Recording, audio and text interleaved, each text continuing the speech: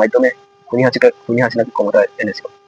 তাদের শুধু এই রেকর্ড নয়, খুনি হাসিনা 1972 সালে প্রথম যখন নির্বাচন হয়, ওই নির্বাচনেই তাদের উত্তরসূরি জাতির পিতা বঙ্গবন্ধু উনি এই কাজটি করেছিলেন। আপনারা যদি এই আমার দেখা 50 বছর রাজনীতি, এই মনসুর আহমদের একটি বই আছে, এখানে যদি আপনারা পড়েন তাহলে বুঝতে পারবেন যে ওই সময় খুনি হাসিনা বা আওয়ামী লীগ কিভাবে নির্বাচনকে ইঞ্জিনিয়ারিং করতো অবৈধভাবে।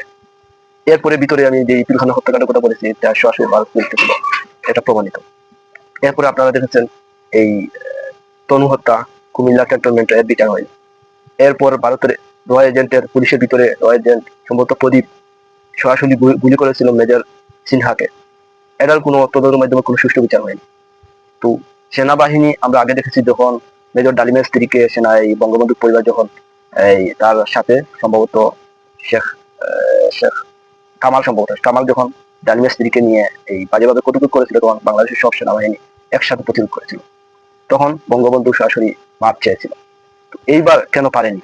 এত ঘটনা ঘটেছিল, পিলখানা হত্যাকাণ্ড, তনুকে দর্শনের পর হত্যা, মেজর সিনহাকে সরাসরি গুলি করে হত্যা, সেনাবাহিনী কেন প্রতিবাদ করেনি? পিলখানা হত্যাকাণ্ড প্রায় সেনা সহ বিডিআর এর 56 জন হত্যা করো।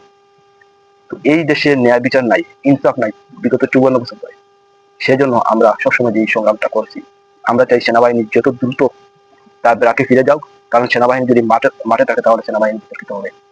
সেজন্য সেনাবাহিনীর ভিতরে যারা গুম খুনের সাথে জড়িত আছে, আমরা আগেই বলেছি, এখনো বলছি যে তাদেরকে বিচারের সম্মুখীন করা হোক। যারা পিলখানা হত্যাকাণ্ডে জড়িত তাদেরকে বিচার আইনে আওতায় আনা হোক। এটা সময়ের দাবি। আমরা ভোট দিব যে বিচার করতে পারবে। মেরুদণ্ডহীন চাঁদাবাজদেরকে আমরা ভোট দিব না আগামী নির্বাচনে। আমরা আগামী নির্বাচনে ইনসাফের পক্ষে ভোট দিব। সবাই ভালো থাকতে সুস্থ।